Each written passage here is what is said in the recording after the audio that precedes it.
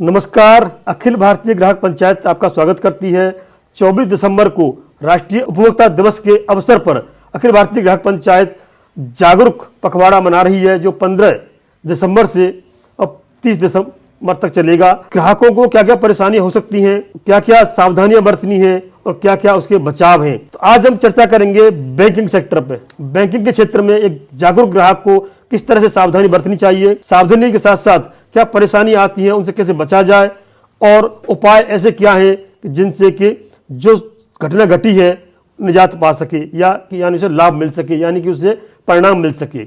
आज हमारे साथ हैं राजेश जी, जो SBI बैंक से हैं और आपको बताएंगे कि खाता धारक, आम खाता धारक, खासतौर पर जो छोटे खाता धारक होते हैं उनको खाता खुलवाने में क्या परेशानी आती है, बैंक में एक आम उपभोक्ता को, आम ग्राहक को किस तरह से सुविधाएं मिलती हैं, क्या क्या उनके अधिकार होते हैं, सभी पर चर्चा करने के लिए बहुत बहुत स्वागत है राजेश जी अखिल भारतीय ग्राहक पंचायत के मंच पर। धन्यवाद सर आपका।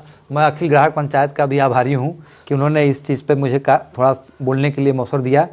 और ग्राहक को बैंक में जाने के बाद बहुत सारी ऐसी चीज़ें जो जानना जरूरी है। पहला तो चीज़ ये मैं कहूँगा उनको कि पहले वो जाने कि क्या क्या वैलिड डॉक्यूमेंट्स हैं जो हमें खाता खोलते समय होना चाहिए हमारे पास जी।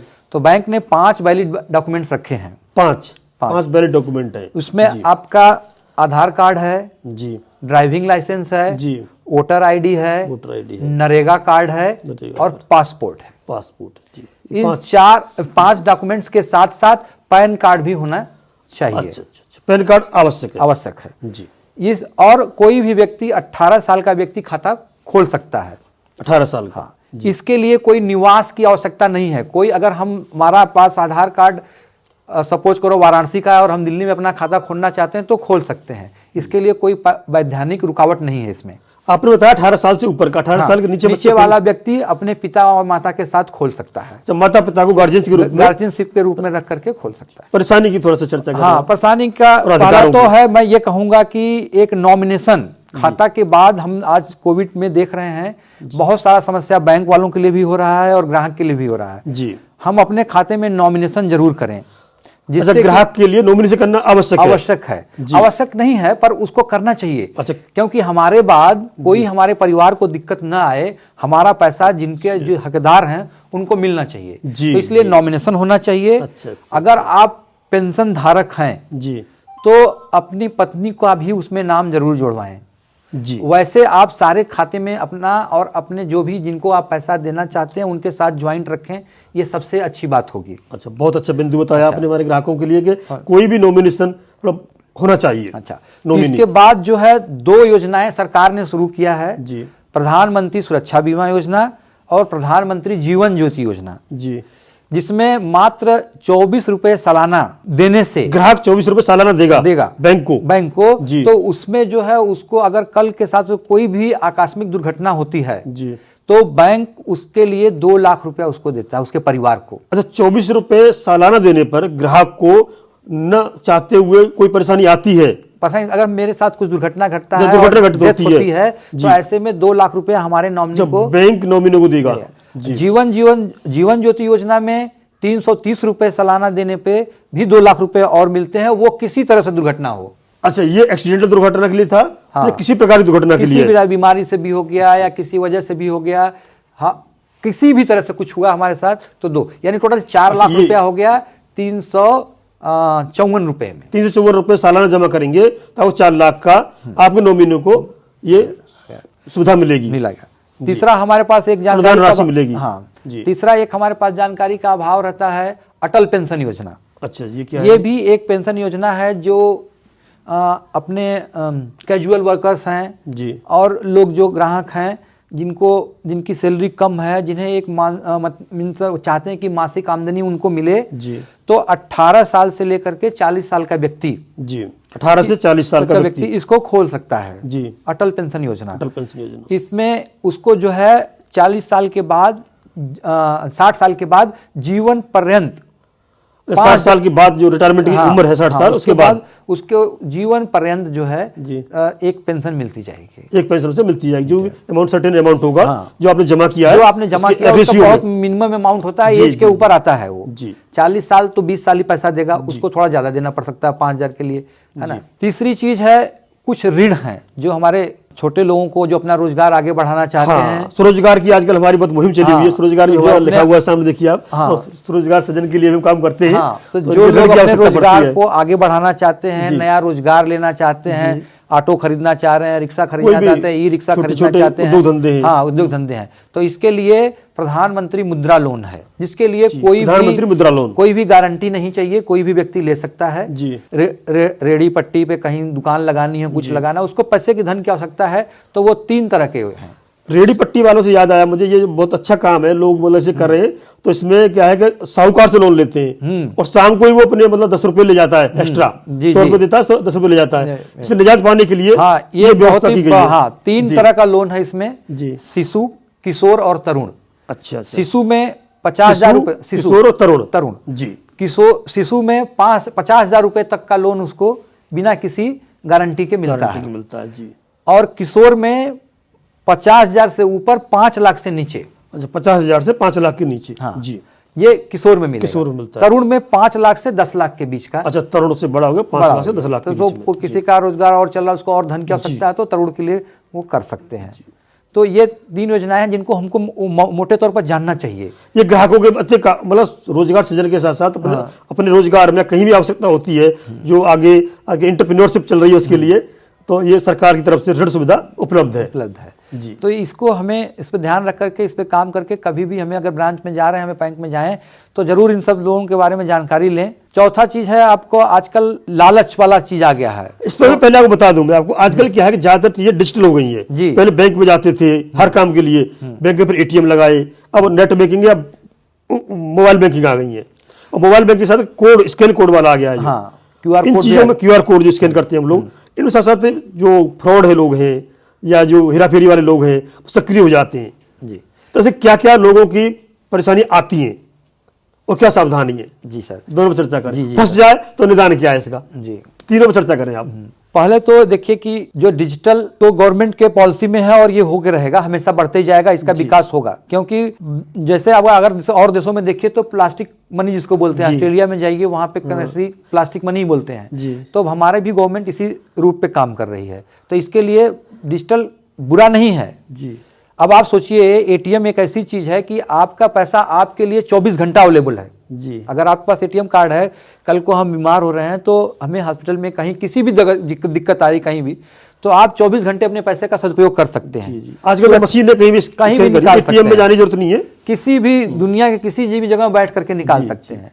तो हमें रहना कि एटीएम रखना चाहिए, हमारी सुविधा के लिए है, लेकिन इसके साथ साथ सावधानी भी जरूरी है। सावधानी क्या है? सिंपल है, एक लाइन में, कि हमें लालच से बचना है। अच्छा, सावधानी के रूप में सबसे पहले डिजिटल फ्रॉड ना हो, लालच बुरी बला है। कि कोई आके आपको बोल दे कि हम आपका जो है लॉटरी निकला हुआ है, 25,000 रुपए हमारे खाते में जमा करें। कोई ऐसे बोल दे कि आपका KYC नहीं हो रहा है, इसको करें। आजकल तो एक नया तरीका निकल गया है और कि आपका बिजली का बिल तुरंत काट दिया जाएगा अगर आप जो है पैसा यहाँ अपना वो नहीं कर रहे हैं, तो जमा नहीं कर रहे हैं। तो इन सब से बचें। इसमें बैंक न किसी से कोई KYC मांगता है, न किसी से कोई OTP मांगता है, न किसी को कोई लिंक भेजता है। बैंक की तरफ से कुछ नहीं आता इस तरह का नहीं। जैसे आपको बैंक से केवल आपका OBD मोबाइल नंबर है तो उतने में खाता खुल जाएगा, और किसी ईमेल भी कोई जरूरी नहीं है। अच्छा, ऑप्शनल है वो। हाँ, ऑप्शनल है जी, नहीं कि इसको देना ही देना है जी। तो आप अपना खाता खोल सकते हैं, उसमें कोई दिक्कत नहीं। लेकिन सबसे फ्रॉड से बचने का सबसे सुंदर तरीका है कि आप लालच में कहीं ना आए, आपके साथ फ्रॉड नहीं होगा। आप अपना OTP किसी से शेयर न करें। पहले क्या था कि एटीएम कार्ड में क्लोनिंग होने का चांस होता था। हाँ, पहले अभी तो बैंक ने उसका एक और नया निकाल दिया है, एक योनो करके, SBI का तो मैं स्पेशली बात करूंगा कि वहां पे एक योनो ऐप है, जिसके थ्रू क्या होता है कि आप बिना कार्ड के पैसा निकाल सकते हैं एटीएम से। बिना कार्ड के कैसे निकालेंगे? हाँ, उस ऐप में क्या होता है कि आप उधर मान लीजिए आपने बोल दिया कि मुझे 10,000 रुपया निकालना है जी। आपने योनो ऐप में गए, वहां पे एक योनो कैश करके ऑप्शन आता है एटीएम मशीन में, नहीं आपके मोबाइल में मोबाइल में आएगा, योनो कैश का ऑप्शन मोबाइल में आएगा। आपने 10,000 रुपया डाल, मोबाइल में हमारे में ऐप है, हाँ, उसमें 10,000 रुपए निकालने का ऑप्शन आएगा योनो ऐप में। हाँ, योनो ऐप में आएगा कि आप उसमें आपने डाल दिया 10,000 रुपए जी, एक आपको ट्रांजैक्शन आईडी आ जाएगी जी, और उस ट्रांजैक्शन आईडी को आप लेके जाएंगे एटीएम कार्ड में जी, आप अपना उसमें जाके योनो अप्लाई करेंगे, योनो कैश डालेंगे जी, तो वो ट्रांजैक्शन आईडी मांगेगा जी, तो ट्रांजैक्शन आईडी डालने के बाद आपके मोबाइल पे ओटीपी आएगा, वो ओटीपी डाल दीजिए, पैसा आपको बाहर निकल के आ जाएगा। कहीं आपको कार्ड डालना नहीं हुआ, स्वैप नहीं करना हुआ। तो ये एक फ्रॉड बचाने का बहुत तरीका है, इसको बोलते हैं कार्डलेस ट्रांजैक्शन। तो आपको कार्ड का भी यूज नहीं किया और आपको पैसा भी आ गया। दूसरा मैं जानना चाहूंगा, आजकल कैश ट्रांजैक्शन की सरकार भी जोर दे रही है, डिजिटल ट्रांजैक्शन पर आ जाना चाहिए, जैसे भीम ऐप है, अन्य बहुत सारे, किसी नाम नहीं लेना चाहिए, हाँ, सरकारी ऐप है, इसमें मतलब क्या सावधानी बरतनी चाहिए? सारे जो ऐप हैं या कार्ड हैं जी, इसमें आजकल एक सिस्टम और आ गया है, जैसे बोलते हैं हम घर से जब निकलते हैं जी, तो अपने दरवाजे पे ताला लगा देते हैं, तो हम इनसे जाते हैं कोई हमारे घर के अंदर नहीं जा पाएगा जी। तो एक चीज हमारे पास है, उसको बोलते हैं कि एसबीआई सिक्योरिटी ऐप। तो उसमें क्या है कि आप जो है मान लीजिए एटीएम आपने यूज किया जी, तो उसको लॉक करने का अनलॉक करने का प्रोविजन है। अच्छा, अच्छा। उसमें क्या होगा, जैसे ही आपने उसको आप एटीएम कैश ट्रांजैक्शन करना चाहते हैं, उधर नो पे क्लिक कर दीजिए, कार्ड को किसी को दे दीजिए जी, वो कार्ड ले जाए, कुछ भी करे, वो पैसा नहीं निकाल सकता। जब आप एटीएम के पास पहुंचे उसको यस कर दें, पैसा निकालें, फिर उसको नो कर दें जी। तुरंत अगर आप इस चीज का ध्यान रखें करें तो वो कार्ड के ऊपर ताला लगाने वाली बात हो गई। तो ये कुछ लोगों को नहीं जानकारी होती है। ये ताला मतलब नई ऐप है, ताला लगा के निकले, मतलब एक तरह से अच्छी बात। ताला मीन्स सर आपको अपने कार्ड को लॉक करके, अगर लगता है कि मेरे पास से पर्स गायब हो गया, कुछ गायब हो गया, आपको जो लोग कहते हैं अगर मान लीजिए कार्ड गायब हो गया तो आप हम क्या करते हैं, सब बैंक का एक टोल फ्री नंबर है, उस पर कॉल करते हैं। इस पे आ रहे हैं हमारे चारे ग्राहकों को जो परेशानी हो गई, ये दो चीज बताइए आपने, क्या सावधानी बरतनी चाहिए और किस तरह से साफ परेशानी आती है?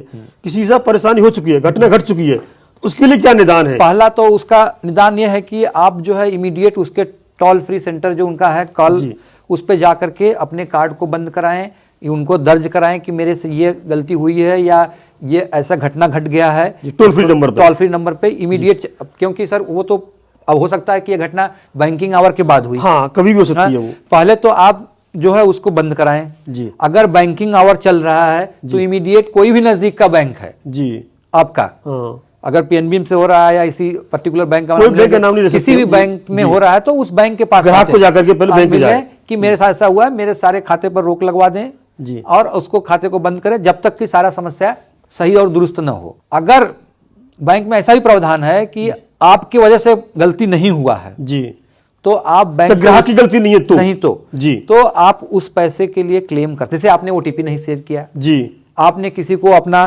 कोई लिंक नहीं शेयर किया, तो आप जो है आपका राइट्स बनता है और बैंक आपके हुए नुकसान को पे करेगा। ग्राहक की अगर गलती नहीं है, ओटीपी शेयर नहीं किया, कोई लिंक नहीं खोला, हाँ, और अगर उसके साथ फ्री फ्रॉड हो जाता है, हाँ, तो बैंक उसके पैसा वापस करेगा। उसके लिए कहां लड़ना पड़ेगा ग्राहक को? देखिए पहले तो आपको एक रिटर्न एप्लीकेशन देना पड़ेगा जी, बैंक में, ब्रांच में जाकर के, मेरे साथ ऐसा कि मेरे साथ ऐसा ऐसा घटना हुआ है, आप उसकी एक रिसीविंग ले लें उनसे जी, और इसके बाद वो और टोल फ्री नंबर पे भी आप कॉल करके उनको बताएं कि मेरे साथ ऐसा ऐसा हुआ है। तो ये दोनों चीज़ों के बाद बैंक अपने आप डिसाइड करेगा, उसका अपना चैनल है, उससे चेक कर लेगा कि आपने वास्तव में मतलब कुछ नहीं शेयर किया है, खुद से हुआ है या आपकी गलती से हुआ है।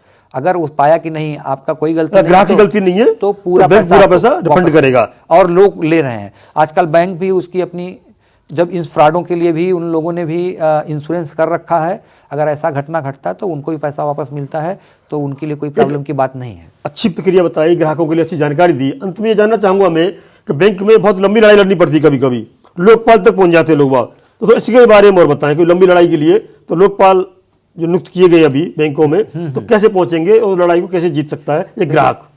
देखिए सर, बैंक एक इंडियन बैंक एसोसिएशन और banking corporation of sector of India करके है, दोनों को मिल करके आरबीआई ने गाइडलाइन तैयार किया है जी, कि अगर पहले तो हम अपना निपटारा बैंक्स में करेंगे, अगर नहीं वहां होता है तो बैंकिंग ओम्बड्समैन करके एक संस्था है जो बैंक के अंदर हुए झगड़े को निपटारा करती है। जो बैंकों के हुए झगड़े, ग्राहक और बैंक के बीच झगड़ा है, ग्राहक और बैंक का झगड़ा है, उसे निपटाने के लिए संस्था बनाई गई है। बनाई है, उसको बैंकिंग ओम्बड्समैन कहते हैं। आप वहां अप्रोच कर सकते हैं अपने राइट्स के लिए। देखिए, ग्राहकों के लिए जागरूकता के लिए 3 चीजें बताई कि ग्राहक क्या क्या सावधानी बरतें, ग्राहक के क्या क्या अधिकार है, और कोई फ्रॉड हो जाता है तो कहाँ किस तरह से बैंक में संपर्क करें। तो देखिए, कोई टोल फ्री नंबर सब जगह अवेलेबल होते हैं आजकल, तो आप देख सकते हैं। बाकी अगर आपको कोई ऐसी परेशानी आती है, राजेश जी द्वारा हम समाधान कराने का प्रयास करेंगे। अखिल भारतीय ग्राहक पंचायत से जुड़ सकते हैं। अखिल भारतीय ग्राहक पंचायत इस तरह के मिशन चलाती रहती है। जागरूक हफ्ता, सप्ताह नहीं, पखवाड़ा नहीं, हम सालों साल इस तरह से ग्राहकों को जागरूक करते रहेंगे। आज राजेश जी है, कल किसी और विषय पर हम ग्राहकों को इसी तरह से अवेयरनेस फैलाते रहेंगे, जागरूकता फैलाते रहेंगे। तो ग्राहक पंचायत से आप जुड़े।